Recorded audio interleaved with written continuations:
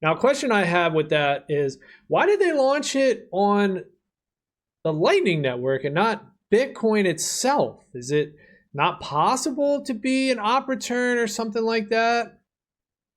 Uh, Possible. In fact, you can you can actually issue Tether on the base blockchain network.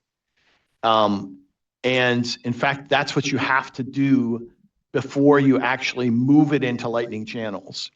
So you Okay. actually have to declare it on the blockchain network first, and then you can sort of move it into the channel. So it's like it technically is, but it's not really as useful that way. It's required because you need that anchor, Yeah. but it's not as usual at with low cost and ease of small, like doing small transactions and stuff. Makes sense. Um, But yeah. what doesn't make sense is that we're tying an infinity asset like Tether, which is unlimited in amount, it's created for free, to a strictly limited asset, Bitcoin 21 million, which is bounded by energy, proof of work. So it just seems weird. I guess, like you said, we're in this transition period where people are going to find out and they're going to figure out the difference between all these fake coins and Bitcoin. It's just silly to see when you're already kind of understanding it and you're a little further down the road. And it's like, why are we even messing with Tether? hmm I just shared my screen.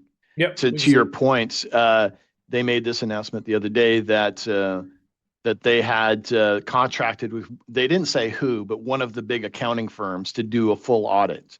So they're going to do a full audit of all their holdings. Yeah, but again, Because that's trust me, bro. You know, you're just trusting it's trust me, a bro. new king. It's just trust somebody else. Yeah, Like trust him, trust me to trust him, right? yeah. Yeah.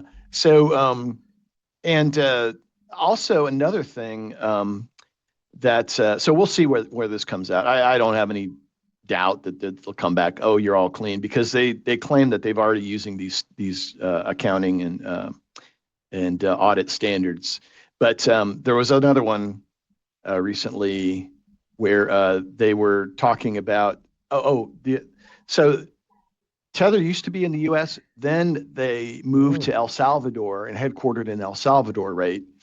And then they started doing more operations and issuing stuff.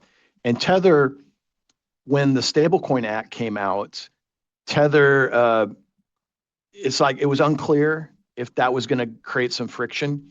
So what did they do? They hired like a guy named Bo Hines from Mhm. the government agency that was kind of overseeing the stuff to come work for them, and they created a new coin called USAT, Hmm. and supposedly that coin, also a U.S. dollar stable coin, was created and issued from a division of Tether, completely with U.S. regulatory sort of clarity, in mind. So we'll see. Now, I Anyway. like that. That was going to be my next thing. Is it going to open up the door for more stable coins and more crap coins to come out on Lightning? And obviously, yes, it is. So that's good. Let Tether come out with 1, 2, 3, 4, 5 coins.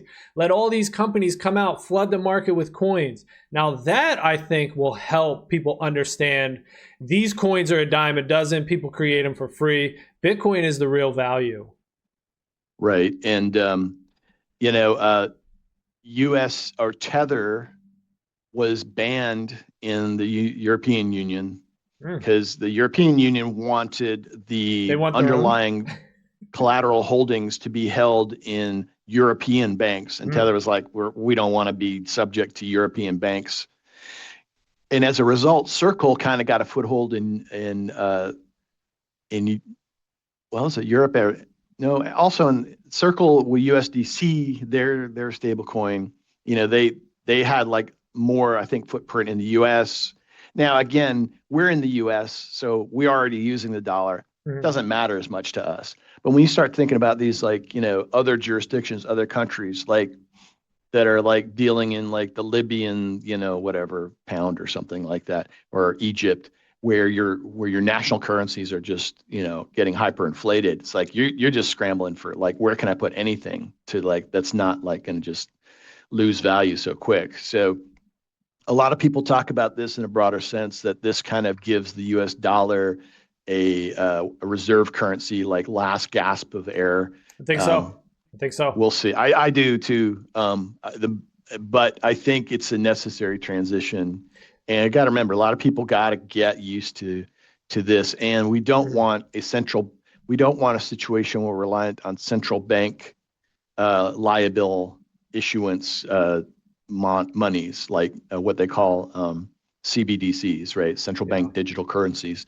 Those are not backed by treasuries that the U.S. government creates, but by assets that the central banks create. Yeah, I And think they're we both don't want that. equally bad. Maybe one's bad They're worse than the bad, other slightly, but it's just one slightly group of less people bad. in Yeah, control versus another yeah. group of people in control.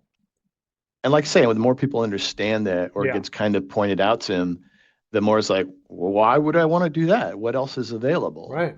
Well, there's, you can buy gold and put it under your mattress. You can buy, land, farmland. You can buy real estate. Maybe real estate's got ongoing costs associated. Or then there's this thing, Bitcoin, right? That's like, a lot more simple to deal with. Suddenly things like they're changing the regulations so I can like buy it in my 401k and stuff like that. I see these ETF things. I see, pension funds and other things starting to invest in it. So maybe it's not so scary, right? Yeah. Bitcoin is one of a kind, and one of the major benefits that make Bitcoin one of a kind: proof of work and self-custody, the ability to hold a digital thing that no one can replicate for free on your own, right? It's amazing. That's right. It's insane.